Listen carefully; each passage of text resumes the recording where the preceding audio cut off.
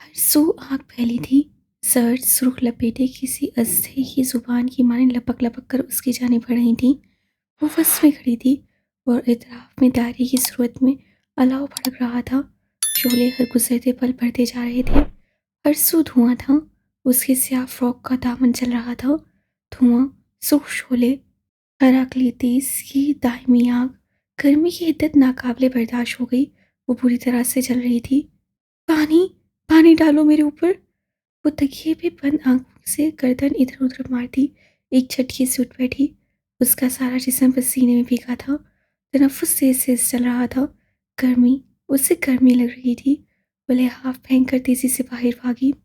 लकड़ी का गोल चक्कर खाता सीना उससे दौड़ते कदमों से अबूर किया और बिना किसी की तरफ देखे बाहर का दरवाज़ा पार कर गई। बगीचे में उतरकर वो गेट से बाहर निकल गई। रात हरसू फैली थी। बारिश धड़ाधड़ बरस रही थी। स्याह आसमान पे कभी कभी चमकीली बिजली नुमादार होती तो पल भर को सड़क और सारे बंगले रोशन हो जाते। फिर अंधेरा छा जाता और दोनों बाजू सीने पे लपेटे उस बरसी बारिश में सड़क पे चलती जा रही थी। आसमान की थाल गोया उलट गई थी। बारिश तड़ातड़ गिरती उसको भिगो रही थी। उसका पाँव किसी पत्थर से टकराया तो उसे ठोकर लगी। वो घुटनों के बल पथरीली जमीन पे गिर गई। हथेलियां छिल गईं। घुटनों पे भी खराशें आईं। उससे हथेलियां झाड़ते हुए उठना चाहा। कमर में दर्द की शदीद लहर थी। वो वापस बैठ गई, घुटनों के बल सड़क के वश में। पानी से उसका लिबास भीग चुका था। बाल मोटी लड्डू की सूरत चेहरे के अतराफ से चिपक गए थे। उसके अंदर की आग सर्द पड़ने लगी थी। जामनी पर्दे लब कपकपाने लगे तो वो उठ खड़ी हुई। किसी मामूल की तरह चलती हुई वो वापस उस सफ़ेद महल तक आई थी। लिविंग रूम की अंगीठी में दो लकड़ियां जल रही थीं। अंधेरे कमरे में आग और ऊपर लगे मध्यम से सर्द बल्ब की रोशनी ने अजब फसूदारी कर रखा था। जाते हुए उसे ये सब नहीं देखा था, मगर अब चौखट पर खड़ी हो देख रही थी। आयशे बड़े सोफे पर सर झुकाए बैठी सामने मेज पे रखे कागज पे पैमाने से लकीर खींच रही थी। आहट पे उससे गर्दन मुड़ी। आओ बैठो। वो नरमी से कहती सोफे की एक तरफ हो गई और दोनों हाथों से वो लंबा सा कागज रोल करने लगी। ये आग बुझा दो। वो आतिशदान में भड़कते शोलों को देखते हुए बोली तो उसकी आवाज़ बुयूक अदा की बारिश की तरह गिली थी। आयशे बिना तरद्दुद की उठी और आतिशदान के साथ लगा स्विच घुमाया। आग बुझ गई। मसनूई अंगारे सूख रह गए जो दरअसल हीटर की रॉड थे। जिससे भड़कने वाली आग उस मसनूई लकड़ियों के ऊपर यूं बढ़ती गोया असल लकड़ियां जल रही हूँ। अब आओ। अपनी बात दोहराकर आयशे रोल करके लपेटे कागज पे और रबर बैंड चढ़ाने लगी। वो मेकान के अंदाज में चलती आगे आई और सोफे के दूसरे किनारे पे टिक गई। उसकी निगाहें बुझते अंगारों पे थीं जो अपना सुर्ख रंग खो रहे थे। अपने घर फोन कर लो, वो लोग परेशान होंगे। मुझे डर लगता है, मैं सबको कैसे फेस करूंगी। आतिशदान पे जमी उसकी बड़ी बड़ी आंखों में सरासीम की तह रही थी। जिस अल्लाह ने तुम्हारी पहली मदद की है वो अब भी करेगा। 3 दिन हो गए हैं, अब तक सबको पता चल गया होगा। जब तुम्हारा कसूर नहीं है तो डरो भी मत। आयशी ने कॉर्डलेस उसकी तरफ बढ़ाया। अगर उन्होंने कोई गलत बात की तो मैं दोबारा नहीं कहूँगी, मगर एक दफ़ा कोशिश कर लो। उसे कॉर्डलेस पकड़ते हुए आयशे को देखा। स्याह स्कार्फ में लिपटा उसका चेहरा मध्यम रोशनी में भी धमक रहा था। अब उसकी आंखें गहरी लग रही थीं, स्याही माइल गहरी। उससे वॉल क्लॉक को देखा। यहाँ आधी रात थी तो वहाँ 9-10 बज गए होंगे। घर का नंबर उसे जुबानी याद था। वो भीगी उंगलियों से बटन पुश करने लगी, फिर फ़ोन कान से लगाया। आयशा अपने पैमाने पर कार और पेंसिल समेट कर थैली में डालने लगी। हेलो, वो फातिमा की आवाज़ थी। हेलो अम्मा, मैं हया। उसकी आवाज़ में आंसू की नमी थी। कैसी हैं आप? मैं ठीक हूँ। सॉरी बेटा, मैं तुम्हें इतने दिन फ़ोन ही नहीं कर सकी। असल में महविश की दावतें हो रही हैं आजकल पूरी फैमिली में। कभी किधर तो कभी किधर। इतनी मसरूफ़ रही कि रोज़ फ़ोन करना ही रह जाता था। अब्बा, अब्बा किधर? उससे बोला नहीं जा रहा था। वो ये सामने ही बैठे हैं, कराची गए थे, आज ही वापसी हुई है। अम्मा और भी बहुत कुछ कह रही थीं। उसके सीने में अटकी सांसें बहाल हुईं। दुखते सर में दर्द जरा कम हुआ। किसी को पता नहीं चला था। अम्मा से पुप्पो का नंबर लेकर उससे उन्हें कॉल की। अच्छी भतीजी हो तुम भी, खाने का कहकर गायब ही हो गई। मैं पहले इतनी परेशान रही, समझ नहीं आया क्या करूं। जिहान को पूरी रात सख्त बुखार रहा, उसको भी नहीं उठा सकती थी। तुम्हारे दोनों नंबर्स ही बंद थे। सुबह होते ही तुम्हारे हॉस्टल गई तो वो जो फ़लस्तीनी लड़का है ना, मुत्तसिमुल मुर्तज़ा, हाँ, वही, उससे बताया कि तुमने अपनी होस्ट आंटी के घर रुकना था। मुझे बता तो दिया होता हया। वो फ़िक्रमंद सी थी। ओह मुत्तसिम, वो उस पज़ल में इतना उलझा हुआ था कि उसकी समझ में ही नहीं आया था कि हया ने फूफो के घर रुकना है या होस्ट आंटी की तरफ। उनकी तसल्ली तशफ़ी करवाकर, पर्स में पानी जाने से दोनों फ़ोन ख़राब होने की यकीन दहानी करवाकर जब उससे फ़ोन बंद किया तो आयशे उसे ही देख रही थी। मैंने कहा था ना सब ठीक हो जाएगा। अब तुम आराम से ढेर सारे दिन हमारे साथ रहो। कल हम तुम्हारे अपने साथ जंगल ले चलेंगे। चलोगी ना? हाँ, चलूँगी। वो ज़रा सा मुस्कुराई। उसके बालों के सिरों से कतरे अभी तक टपक रहे थे। आग से मत डरा करो। आग से उसे डरना चाहिए जिसके पास अल्लाह को दिखाने के लिए कोई अच्छा अमल ना हो। तुम तो इतनी अच्छी लड़की हो, तुम क्यों डरती हो? उसे हैरान निगाहों से आयशे का चेहरा देखा। ज़हन के पर्दे पे एक वीडियो लहराई थी और उसके नीचे लिखे कमेंट्स। मैं अच्छी लड़की नहीं हूँ। कोई लड़की बुरी नहीं होती, बस उससे कभी कभी कुछ बुरा हो जाता है। और तुमसे बहुत कुछ अच्छा भी तो हुआ है ना। तुमने एक अमीर और ताकतवर शख्स के लिए अपने शोहर को नहीं छोड़ा, तुमने वफा निभाई। इससे बड़ी अच्छाई क्या होगी? मेरी दुनिया तुम्हारी दुनिया से मुख्तलिफ है आयशे। हम में बहुत फ़र्क है। चलो, फिर तुम ढेर सारे दिन मेरी दुनिया में रहो और फिर तुम मुझे बताना कि उम्मीद और इंजाम के एतबार से किसकी दुनिया ज़्यादा अच्छी है। साथ ही उससे मुस्कुराकर नरमी से हया का हाथ दबाया। तुम कौन हो आयशे? मेरा मतलब है तुम्हारा। उससे फिक्रा अधूरा छोड़ दिया। मैं इस घर की मालकिन हूँ। बहारे मेरी बहन है और आने मेरी दादी की सगी बहन है। आने तुर्क है मगर उनका शोहर इंडियन था। आने अब्दुल रहमान पाशा की माँ है।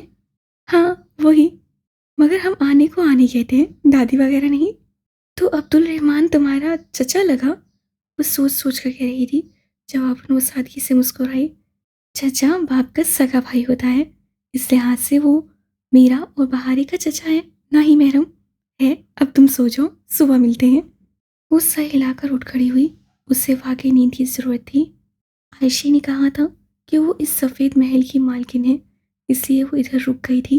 ज़हनी और जिस्मानी तौर पे वो कतई इतनी सेहतयाब नहीं थी कि वो वापस जाती। अभी वो अकेली नहीं रहना चाहती थी। उसे कोई सहारा चाहिए था और उससे इन तीन औरतों को अपना सहारा बना लिया। आने आजकल इस्तांबुल गई हुई थी और पीछे घर में सिर्फ वो दो बहनें उसके साथ थीं। सुबह उसे आयशे का लाया हुआ लिबास सिफ्तन किया, पूरी आस्तीनों वाली पंखु छूती ऑफ वाइट मैक्सी जिसका गला गर्दन तक बंद था और जगह जगह सफ़ेद नन्हे नन्हे मोती लगे थे। बाल चेहरे की एक तरफ डाले, वो दोनों पहलुओं से मैक्सी जरा सी उठाए लकड़ी के सीने उतर रही थी। जब उससे आयशे की आवाज़ सुनी, वो नीचे अपने बेडरूम के अधखुले दरवाजे से कंबल तय करते हुए बहारे को आवाज़ें देती नजर आ रही थी। बहारे कुल उठ जाओ, और कितना सोगी? फिर उसी स्कार्फ और स्कर्ट ब्लाउज पे लंबा स्वेटर पहने वो बाहर जाने के लिए तैयार थी। बस 5 मिनट और आयशे। कंबल से बहारे की आवाज़ आई। हमारी उम्मत के सुबह के कामों में बरकत होती है बहारे। जो अली सुबह रोज़ी की तलाश में निकलते हैं उनका रिस्क बढ़ता है, जो पढ़ते हैं उनका इल्म बढ़ता है और जो सोते रहते हैं उनकी नींद बढ़ जाती है और फिर सारा दिन सोते ही रहते हैं। बहारे मुंह बसोरती कंबल पहनकर उठ खड़ी हुई। आयशे उसका कंबल भी तय करने लगी। तुम हमारे साथ चलोगी हया? बहारे ने मुंदी मुंदी आंखों से उसे चौखट में खड़े देखा तो पूछ उठी। हाँ, अभी तुम जंगल जाओगी? नहीं, पहले हम सफ़ीर की मम्मी की तरफ जाएंगे। मुझे ज़रा काम था उनसे, ठीक है ना? आयशे ने तायीद की चाहिए। श्योर। उससे शाने उचका दिए। खुद को उन दोनों बहनों की रहमो करम पे छोड़ चुकी थी। ये सब किस लिए? आयशे बग्घी के संदूक में चमकते हुए औजार रख रही थी तो हया पूछ उठी। हम जंगल लकड़ियाँ काटने जाते हैं। यहाँ लकड़ियाँ काटने की इजाज़त है तो नहीं, मगर हमारे पास खसूसी परमिट है। हम लकड़ी की चीज़ें बनाकर बाजार बेचते हैं। इतने बड़े घर की मालकिन को बड़ी बनने की क्या ज़रूरत है? वो बग्घी में चढ़ते हुए मुस्कुराकर बोली थी। हया सुलेमान, हमें अंडर एस्टिमेट मत करो, हम बहुत महंगी चीज़ें बनाते हैं। वो हंसकर कहते हुए अंदर बैठ गई। वो दोनों अतराफ में थी और बहारें उनके दरमियान। बग्घी अब बंगलों से घिरी सड़क पे दौड़ने लगी थी। घोड़े की टापों की आवाज़ सारे माहौल में गूंज रही थी। उस्मान अंकल का घर कहाँ है? वहीं मस्जिद के पास। तुमने हमारी मस्जिद देखी है ना? वहाँ तुम एक दफ़ा आई थी। हाँ, मुझे याद है। मैंने तब तुम दोनों को देखा था। वो हवा से उड़ते बालों को समेटते हुए बोली थी। बहारी के चेहरे पे बार बार उसके बाल उड़कर आ रहे थे, मगर बहारी बुरा माने बगैर अपने गुलाबी बड़े से पर्स को सीने से लगाए खामोश सी बैठी थी। उसके घुंघराले पूरे बाल पोनी में बंधे थे। तुम्हारे साथ उस दिन कोई था? आयशे ने आंखें बंद करके लम्हे भर को जैसे याद किया। फिर उस स्कार्फ में उसकी पूरी सब्ज आंखें अब नीली सब्ज लग रही थीं। हाँ, वो मेरा कज़न है, और शौहर भी। अच्छा था। आयशे मुस्कुरा दी। वो भी जवाबन जरा सा मुस्कुराई। इस पल उसे वो अच्छा शख्स बहुत याद आया था। शेख उस्मान शबीर का बंगला प्यू अदा के दूसरे बंगलों की निस्बत जरा सादा था। एक बड़े कमरे में जहाँ फर्शी नशिस्त थी, हलीमा आंटी उनका इंतजार कर रही थी। वो बहुत मिलनसार, बहुत खूबसूरत खातून थी। शलवार कमीज पे बड़ा सा दुपट्टा चेहरे की गिर्द लपेटे वो पहली ही नज़र में उससे बहुत अच्छी लगी थी। ये हया है, मैंने बताया था ना। आयशे कालीन पे उनके सामने दो सानू होकर बैठ गई। दोनों के दरमियान एक छोटी मेज थी, जिस पे आयशे ने अपना हाथ रख दिया। हया और बहारी एक तरफ बैठ गई। मैं जानती हूँ, मुझे अच्छा लगा कि तुम हया को साथ लाई हो। वो मुस्कुराकर आयशे के हाथ की पुष्प स्प्रे कर रही थी। हया जवाबन मुस्कुराई, फिर बहारी के करीब बहुत धीमी से सरगोशी की। ये क्या कर रही हैं? आज चांद की 21वीं तारीख है ना। आज आयशे अपना खून निकलवाएगी। अभी देखना, आंटी इसके हाथ में ब्लेड से कट लगाएंगी। उससे बेयकीनी से बहारी को देखा और फिर कदरे फासले पर बैठी आयशे और हलीमा आंटी को। वो उसके हाथ की पुष्प भी कुछ लगा रही थी। आयशे की जानिब उसकी कमर थी, सो वो ठीक से नहीं देख सकती थी कि वो क्या कर रही हैं। तकरीबन 10 मिनट बाद आयशे उठी तो उसके हाथ की पुष्प पे एक गोल सुर्ख सा निशान बना था। वो यकटक उसके हाथ को देखे गई। ये क्या? उसने नासमझी से आयशे को देखा। बहुत अरसा हो गया, मैंने कपिंग नहीं करवाई थी, सोचा आज करवा लूं। तुमने करवाई है थेरेपी? उसे नफी में सर हिलाते हुए लाशोरी तौर पे अपना हाथ पीछे कर लिया। तुम क्यों करवाती हो ये? वो अभी तो सीधा निगाहों से आयशे के हाथ को देख रही थी। मैं ये इसलिए करवाती हूँ क्योंकि जब रसूल सल्लल्लाहु अलैहि वसल्लम मेराज पे गए थे तो उधर फरिश्तों ने उन्हें हमारी उम्मत के लिए जो बहुत पुरजोर ताकीद की थी, वो कपिंग करवाने की थी। अल्लाह ने इसमें बड़ा सुकून रखा है। तुम आंटी से बातें करो, तब तक मैं और बाहर गुल बाहर बाग से फूल तोड़ लें। वो दोनों बाहर चली गईं तो वो कतरे हिचकिचाते हुए उठकर उनकी सामने आ बैठी। उन्होंने नरमी से मुस्कुराकर उसे देखते हुए हाथ बढ़ाया तो बिला इरादा हया ने अपना हाथ उनके हाथ में दे दिया। तब उसे महसूस हुआ कि उन्होंने शफाफ पतला दस्ताना पहन रखा था। तुम अच्छा महसूस करोगी, ये तुम्हारी उदासी ले जाएगा। मुझे नहीं लगता कि मेरी उदासी इन चीज़ों से दूर हो सकती है। वो उनके हाथ में दिए अपने हाथ को देख रही थी, जिसकी पुष्प पे वो कोई स्प्रे कर रही थी। वो क्यों? मेरी जिंदगी बहुत पेचीदा और मसलों से भरी है। उसे उदासी से कहते हुए नफी में सर झटका। खिड़की से छनकर आती सुबह की रोशनी उसके चेहरों पे पड़े नीलू को वासिया कर रही थी। मेरी बेस्ट फ्रेंड मेरे सामने दम तोड़ गई और मैं कुछ नहीं कर सकी। मैंने बहुत दुआ की थी हलीमा आंटी, मगर वो फिर भी मुझे छोड़कर चली गई। वो ना मरती तो कल को तुम खुद उसे छोड़ जाती। 22 चीज़ें हमें नागवार लगती हैं, मगर वो हमारे लिए अच्छी होती हैं। अगर वो इस बीमारी से बच जाती मगर माजूर हो जाती और किसी भी वजह से उसका घर छूट जाता, वो तुम्हारे आसरे पर आ पड़ती और तुम्हें सारी ज़िंदगी उसकी खिदमत करनी पड़ती, तो तुम चंद बात ये कर पाती, फिर तंग आकर खुद ही उसको छोड़ देती। बात सफ़ा मौत में भी एक रिलीफ होता है। वो उसके हाथ की पुष्प पे जैतून का तेल मलते हुए कह रही थी। मगर मैंने उसे अल्लाह से वैसा ही मांगा था जैसी वो थी। वो तुम्हें अगले जहान में उसे वैसा ही वापस कर देगा और वही तुम दोनों के लिए बेहतर होगा। और हसान से कहते हुए अब एक शीशे का कप जिसके पेंदे पे कोई आला लगा था उल्टा करके उसकी हथेली की पुष्पे रख रही थी। मगर मैं उस गम का क्या करूं जो मेरे अंदर सुलग रहा है? गम? सर झुकाए उल्टे रखे कप को दबाते हुए उन्होंने नफी में गर्दन हिलाई। हम मरने वाले के लिए थोड़ी रोते हैं बच्चे, मरने वाले के लिए कोई भी नहीं रोता। हम सब तो अपने नुकसान पे रोते हैं। हमारा गम तो बस यही होता है कि वो हमें अकेला छोड़कर चला गया। वो टुपटुपाई आंखों से उसे देख के गई। उसे अपने हाथ पे कप का दबाव महसूस नहीं हो रहा था। वो चंद लम्हे के लिए हर शहर से दूर चली गई थी। मेरी जिंदगी में इतने मसले क्यों हैं हलीमा आंटी? तुम्हें लगता है हया कि सिर्फ तुम्हारी जिंदगी में मसले हैं, बाकी सब खुशो खुर्रम जिंदगी गुजार रहे हैं? नहीं बच्चे, यहाँ तो हर शख्स दुखी है, हर एक का दिल टूटा हुआ है। सबको किसी एक चीज़ की तलब है। किसी को माल चाहिए, किसी को औलाद, किसी को सेहत तो किसी को रुतबा।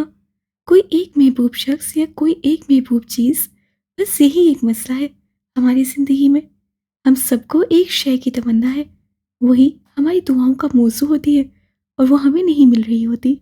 वही चीज़ हमारे आसपास के लोगों को बेहद आसानी से मिल जाती है और हम उन पे रक्श करते रह जाते हैं, ये जाने बगैर कि उन लोगों की हाथ समन्ना वो चीज़ है ही नहीं। वो तो किसी और चीज़ की दुआएं करते रहते हैं। यूं हम उस एक शय के लिए इतना रोते हैं कि वो हमारी ज़िंदगी पे हावी हो जाती है और ये शय वक्त गुजरने के साथ साथ बदलती रहती है। तो मुझे एक बात बताओ, तुम्हारी ज़िंदगी में बहुत से मस्से आए होंगे। लम्हे भर को अपने सारे मस्से याद करो। उससे आंखें बंद कर लीं। वो अब कप हटाकर उस गोल निशान के अंदर मौजूद जिल्द में नश्तर की सुई से कट लगा रही थी। उसे तकलीफ नहीं हुई। वो कुछ और याद कर रही थी। सफ़ेद फूल, शरीफों का मुशरा की वीडियो, इरम के रिश्ते के लिए आए लड़के का उन्हें पहचान जाना, वलीद की बदतमीज़ी, तुर्की का वीज़ा न मिलना, फिर यहाँ आकर फूलों का सिलसिला, उसका पयूक अदा में कैद हो जाना, फिर उसका अगवा और आग का वो भड़कता अलाव। उससे आंखें खोल दी। उसकी हथेली की पुष्प पे खून के नन्हे नन्हे कतरे नुमादार हो रहे थे। हलीमा आंटी ने कप वापस हथेली पे रखकर दबाते हुए उसको देखा। अब बताओ, इन मसलों का क्या बना? क्या बना? वो गायब दमागी से कप को देख रही थी। ऊपर लगा शक्कर अंदर से खून खींच रहा था। शीशे का कप सुर्ख होने लगा था। मैं तुम्हें बताऊं, इन मसलों का क्या बना? वो मसले हल हो गए। सारे मसले एक एक करके हल होते हैं, मगर नए मसलों ने तुम्हें इतना उलझा दिया कि तुम्हारे पास उन भूले फुसरे मसलों से निकलने पर अल्लाह का शुक्र अदा करने का वक्त ही नहीं रहा। वो बेयकीनी सुने देख रही थी। वाकई उसके वो सारे मसले तो हल हो गए थे। उससे कभी सोचा ही नहीं। हर शख्स की ज़िंदगी में एक ऐसा लम्हा ज़रूर आता है जब वो तबाही की दाने पे खड़ा होता है और उसके राज खुलने वाले होते हैं। और उस वक्त जब वो खौफ के कोहे दूर तले खड़ा कपकपा रहा होता है तो अल्लाह उसे बचा लेता है। ये अल्लाह ताला का एहसान है और उसे अपना एक एक एहसान याद है। हम भूल जाते हैं, वो नहीं भूलता। तुम अपने हल हुए मसलों के लिए उसका शुक्र अदा किया करो। जो सारी ज़िंदगी तुम्हारे मसले हल करता आया है वो आगे भी कर देगा। तुम वही करो जो वो कहता है, फिर वो वही करेगा जो तुम कहती हो।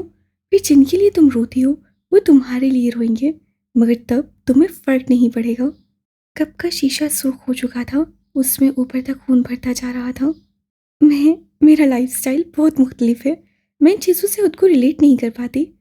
लंबी लंबी नमाजें, तस्बीहात, ये सब नहीं होता मुझसे। मैं ज़ुबान पे आए तंज को नहीं रोक सकती। मैं आयशे कुल की तरह कभी नहीं बन सकती। मैं इन चीज़ों से बहुत दूर आ गई हूँ। दूर हमेशा हम आते हैं, अल्लाह वही है जहाँ पहले था। फासला हम पैदा करते हैं और इसको मिटाना भी हमें होता है। उन्होंने खून से भरा कप सीधा करके एक तरफ रखा और टिश्यू से उसका हाथ साफ किया। हाथ की पुष्प गोल दायरे में जगह हाथ से ऊंची उभर गई थी, किसी बेकशुदा केक की तरह जिसका दरमियान किनारों से ज़्यादा ऊंचा उभर जाता है। हलीमा आंटी, क्या मेरे सारे मसले हल हो जाएंगे? पहले जिससे हल किए थे वो अब भी हल कर देगा हया। लोग कहते हैं ज़िंदगी में ये ज़रूरी है और वो ज़रूरी है। मैं तुम्हें बताऊं, ज़िंदगी में कुछ भी ज़रूरी नहीं होता। ना माल, ना औलाद, ना रुतबा, ना लोगों की मोहब्बत। बस आप होने चाहिए और आपका अल्लाह ताला से एक हर पल बढ़ता ताल्लुक होना चाहिए। बाकी ये मस्से तो बादल की तरह होते हैं। जहाज़ की खिड़की से कभी नीचे तैरता कोई बादल देखा है? ऊपर से देखो तो कितना बेजार लगता है, मगर जो उस बादल तले खड़ा होता है ना, उसका पूरा आसमान बादल ढांप लेता है और वो समझता है कि रोशनी ख़त्म हो गई और दुनिया तारीक हो गई।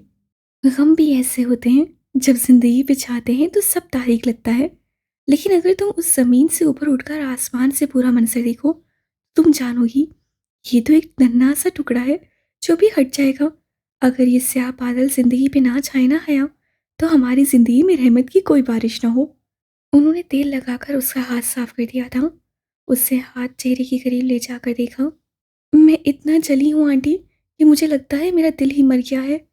जलना तो पड़ता है बच्चे, जले बगैर कभी सोना कुंदन नहीं बनता। उनकी बात पे वो आसूरगी से मुस्कुराई। ये अभी ठीक हो जाएगा और तुम भी ठीक हो जाओगी। थैंक यू आंटी, मुझे आपसे बात करके बहुत अच्छा लगा। एक आखिरी बात, क्या ये इत्तेफाक था कि उस्मान अंकल और हम एक ही फ्लाइट में आए थे? इस दुनिया में इत्तेफाक कम ही होते हैं। मेरा ख्याल है उस्मान को अब्दुल रहमान ने ऐसा कहा था। वो समझकर सर हिलाकर उठ खड़ी हुई।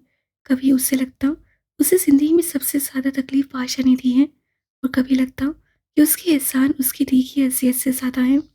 बग्घी सड़क पे रवां-दवां थी। रात की बारिश अब सूख चुकी थी और हर जगह निकरी-निकरी धुली-धुलाई लग रही थी। सब्ज़ा हवा, सुरमाई सड़क, वो छोटा-सा जज़ीरा जन्नत का टुकड़ा लगता था। वो बग्घी की खिड़की से बाहर देखती उन बातों को सोच रही थी जो हलीमा आंटी ने उससे कही थी। आयशे, उसे कुछ कहने के लिए गर्दन उन दोनों की तरफ फेरी तो एकदम ठहर गई। दरमियान में बैठी बहारें अपने गुलाबी पर्स से कुछ निकाल रही थी। हया बिल्कुल साकित सांस रोके उसे देखी गई। हया का भूरे रंग का लकड़ी का पजल बॉक्स था। बहारे, ये तुमने कहाँ से लिया? वो बिना पलक झपके उस बॉक्स को देख रही थी। ये मुझे अब्दुल रहमान ने मेरी बर्थडे पे गिफ्ट किया था। इससे मेरा गिफ्ट है, मगर अभी ये मुझसे नहीं खुला है। वो मायूसी से बताती उसकी स्लाइड पे उंगली फेर रही थी जिससे 5 हरूफ बने थे। बॉक्स के ऊपर ढक्कन की किताबें अंग्रेजी में एक लंबी सी नज़म खुदी थी। ये हया का बॉक्स नहीं था, मगर ये बिल्कुल उस जैसा था। ये उससे कहाँ से लिया? हमसे ही लिया था। आयशा ने बताया नहीं, हम जंगल से लकड़ियाँ काट कर ये पजल बॉक्सेस तो बनाते हैं। बहुत महंगे बिकते हैं ये। इनमें 5 लेटर कोड लगता है जिसके बगैर ये नहीं खुलते। आयशा मुस्कुराती हुई बाहरी की बातें सुन रही थी। सुनो, वो बहुत देर बाद बोली। उसकी निगाहें अभी तक उस बॉक्स पर थीं। तुमने कभी कोई ऐसा बॉक्स बनाया है जिसमें 6 हरूफ का कोड हो? वो दोनों एकदम चौंकी। हाँ, मैंने बनाया था। किसके लिए? वो बेचैनी से बोली। अब्दुल रहमान का कोई मुलाजिम था, उससे 6 हुर्फी कोड का ऑर्डर दिया था तो मैंने बना दिया। महीना पहले की बात है। वो सोचकर बताने लगी। तो उसका कोड तुमने ही रखा होगा, तुम्हें वो याद है? याद? आयशे सर छीम कर हंसी। 6 हुरूफ का कोई लफ्ज़ ज़हन में नहीं आ रहा था तो मैंने उसका कोड आयशे रख दिया। आयशे में 6 हुरूफ होते हैं ना। तुर्कची में आयशे को ऐसे लिखते हैं क्या? उससे अचंभे से पूछा। नहीं नहीं, तुर्की में आयशी गुल लिखते हैं। मगर ये बॉक्स अंग्रेजी हर्फ तहजी में था, इसे अंग्रेजी में लिखा। जो शख्स ये तुमसे खरीदने आया था उसको जानती हो तुम? चंद लम्हे की तौक़ुफ़ के बाद वो ज़रा सोच कर पूछने लगी। मैं उसका नाम तो नहीं जानती, मगर वो ऊंचे कद का हबशी था और उसके घुंघराले बाल थे। अच्छा। हया ने बाहरी को उसका पजल बॉक्स वापस कर दिया। अब वो अपने पजल बॉक्स के बारे में सोच रही थी जो उसे कमरे में रखा था। अगर वही बॉक्स था जो आयशे ने बनाया था और उसे अब्दुल रहमान के किसी आदमी ने आयशे से खरीदा था, और कोई इम्कान था कि उसे वो डॉली के पास भिजवाया था, तो क्या अब्दुल रहमान इस बात से वाकिफ था, या फिर आयशे से खरीदने वाला शख्स ही डॉली था? क्योंकि डॉली भी तो पाशा का ख़ानदानी मुलाजिम था। कुछ ऐसा ही बताया था ARP की माँ ने उसे। सुनो, क्या अब्दुल रहमान पाशा को मालूम है तुमने उसके किसी मुलाजिम के लिए बॉक्स बनाया है? हया, मुझसे बहुत से लोग पजल बॉक्सेस खरीदते हैं। मैं हर एक की खबर अब्दुल रहमान को नहीं करती, और उससे तो मुझे अब्दुल रहमान को बताने से मना किया था। तुम्हें इसलिए बता रही हूँ क्योंकि उससे सिर्फ अब्दुल रहमान को बताने से मना किया था। आयशे जरा सा मुस्कुरा कर बोली। हया ने इस बात में गर्दन हिला दी और बाहर देखने लगी। बग्घी उस पल खाती सड़क पे ऊपर चढ़ रही थी। वहाँ दोनों अतराफ में सरसब्ज ऊंचे दरख्त थे। मरी में अमूमन सड़क की एक जानिब ऐसे ऊंचे दरख्त होते हैं और दूसरी जानिब खाई, मगर यहाँ दोनों जानिब ही घना जंगल था। फिर आखिर एक जगह बगीबान ने बग्घी रोक दी। आयशा नीचे उतरी और बग्घी के पीछे संदूक से औजारों का भारी थैला निकाला। हया और बहारी भी उसके पीछे उतर आईं। अब आगे उन्होंने पैदल चलना था। तुम चल लोगी? आयशा ने थैला उठाते हुए जरा फिक्रमंदी से उसे देखा। हाँ, मैं बेहतर महसूस कर रही हूँ। उससे धीमी मुस्कुराहट के साथ आयशा को तसल्ली दी। बहारी सबसे आगे उछलती कूदती जरा लहक लहक कर कुछ गाती चल रही थी। कायनात वो है जिसे तूने बनाया, और सीधा रास्ता वो है जिसे तूने दिखाया। बस तो कदमों को फेर दे अपनी रज़ा की तरफ, ए बुलंदियों की रब। वो एक अरबी गीत गुनगुनाते इधर उधर पौधों पे हाथ मारती चल रही थी। आयशा उसके हक में थी और सबसे पीछे हया थी, जो अपने सफ़ेद मैक्सी को दोनों पहलुओं से उठाए सेज सेज पत्थरों पे पाँव रख रही थी। वहाँ हर सू सुख सनोबर बबूल के दरख्त थे। कुछ ऐसे दरख्त भी थे जिसको वो नहीं पहचानती थी। सुर्ख और जामुनी फूलों की झाड़ियाँ भी जा बजा थीं। जंगल में काफ़ी आगे जाकर आयशा एक जगह रुकी। वहाँ एक दरख्त का कटा हुआ तना पड़ा था। उसे थैला ज़मीन पे रखा और अंदर से कुल्हाड़ी निकालने लगी। ठंडी हवा सनोबर के पत्तों को होले-होले झुला रही थी। हया एक बड़े दरख्त से टेक लगाकर बैठ गई और आयशा को कटे हुए तने पर कुल्हाड़े से ज़रबे मारते देखती रही। उसकी इतने दिनों की थकन, नकाहत और बीमारी हलीमा आंटी के शीशे के प्याले में रह गई थी। वो अब खुद को बहुत हल्का-फुल्का और ताज़ा-दम महसूस कर रही थी। नया चेहरा, नई रूह, नई ज़िंदगी। बहारी भी उसके साथ आकर बैठ गई। हया के बाल हवा से उड़कर उसके चेहरे को छूने लगे। उसने अपने छोटे-छोटे हाथों से नरमी से उनको समेटा। तुम्हारे बाल कितने खूबसूरत हैं हया। उससे गर्दन जरा सी मोड़कर मुस्कुराते हुए बहारी को देखा। वो बहुत महवियत से उसके बालों पे हाथ ऊपर से नीचे फेर रही थी। मेरा भी दिल चाहता है मेरे बाल इतने ही लंबे और मुलायम हो और मैं उन्हें ऐसे ही खोलूं, मगर जोश से कहते कहते उसका चेहरा बुझ सा गया। मगर आयशा कहती हैं अच्छी लड़कियां बाल खोलकर बाहर नहीं निकलती। बहारी की बात पर उससे एक नजर आयशा को देखा, जो कोट की आसीन मोड़े रुकू में झुकी लकड़ी पे कुल्हाड़ मार रही थी। हर ज़र्ब के बाद वो सीधी होती और पेशानी पर आया पसीना आस्तीन से पूंछकर फिर से झुक जाती। वो तुम्हें मना करती है? नहीं, वो कहती है बहारे तुम्हारी मर्जी, जब तुम्हें हया न रहे तो तुम जो जी चाहे करो। उसने आयशा के हकवी भरे अंदाज की नकल करके दिखाई। तुम सारी दुनिया में सबसे ज्यादा आयशा की बात मानती हो। नहीं, पहले अब्दुल रहमान की, फिर आयशा की। तुम अब्दुल रहमान को बहुत पसंद करती हो बहारे। वो अपनी हैरत को छुपाते हुए सवाल करने लगी। क्या ये बहनें अब्दुल रहमान की शोहरत नहीं जानती, या ये उसे लोगों से ज़्यादा जानती हैं? बहुत ज़्यादा, वो है ही इतना अच्छा। वो उसके बालों को हाथ में लिए बहुत मोहब्बत से कह रही थी। हया ने अपने खुले बालों को देखा और फिर बहारे की नफासत से बंधी घुंघराली पोनी। मैं बाल बांध लूं बहारे, मुझे हवा तंग कर रही है। उसने जैसे खुद को वसाहत दी कि वो आयशा की अच्छी लड़कियों वाली निशानियों का असर नहीं ले रही। हवा की वजह से बाल बांधना चाह रही है। मैं बांध दूं, मेरे पास फालतू पोनी है। उससे अपने गुलाबी पर्स में हाथ डालकर झट से एक सुर्ख रंग का बैंड निकाला। आया ने जरा सा रुख मोड़ लिया। बहारे उसकी पुष्प घुटनों के बल ऊंची होकर बैठ गई और अपने नर्म हाथों से उसके बाल समेटने लगी। आया ने आंखें बंद कर ली। उस्मानी सल्तनत की शहजादियां तुम्हारी तरह खूबसूरत होती होंगी हया, है ना?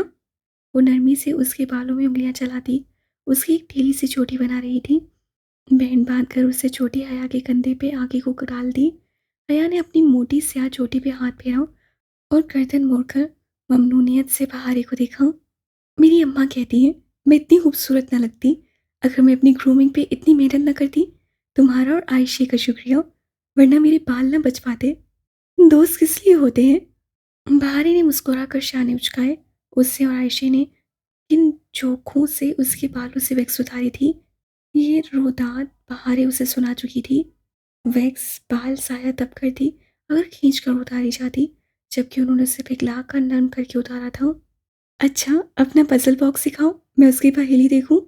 बहारे गुल ने सर हिलाकर बैग से बॉक्स निकालकर उसे थमाया। उसका गुलाबी बैग एक संभील था जिसमें हर शय मौजूद होती थी। बहारे, तुमने हया का गिफ्ट नहीं बनाया? आयशे ने हाथ रोककर रुकू में झुके झुके सर उठाकर हफीज से अपनी बहन को देखा। ओह हाँ, मैं अभी आई। बहारे माथे पे हाथ मारती उठी, बड़े थैले में से खाली टोकरी निकाली और दरख्तों के दरमियान उछलती उदकती आगे भाग गई। आयशा वापस काम में मसरूफ हो गई।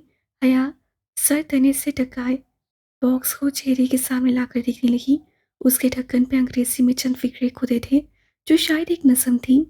A creamy eye in silver chest, sleeps in a salty depth, rises from a prison green, shines as its veil is slain। Puzzle box के कोट बार में 5 चौकटे बने थे। अया ने 3-4 दफ़ा उस नज़म को पढ़ा तो उसे वो 5 हरफी लफ्ज़ समझ में आ गया जो इस बॉक्स की कुंजी था। पहेली आसान थी, मगर ज़ाहिर है वो बहारी को जवाब नहीं बता सकती थी। वो बहारी का तोहफा था और वो उसे खुद ही खोलना था। मगर कौन लिखता था ये नज़्में, ये पहेलियाँ? बॉक्स गोद में रखी उससे आंखें मूंदी। उसके जिस्म का सारा दर्द धीरे धीरे गायब हो रहा था। हर सू मीठी नींद थी बहुत दिनों बाद उस पे सुकून सा छा रहा था। वो हलीमा आंटी की बातों को सोचती, अपने हल हुए मसलों को याद करती। कब सो गई उसे पता नहीं चला।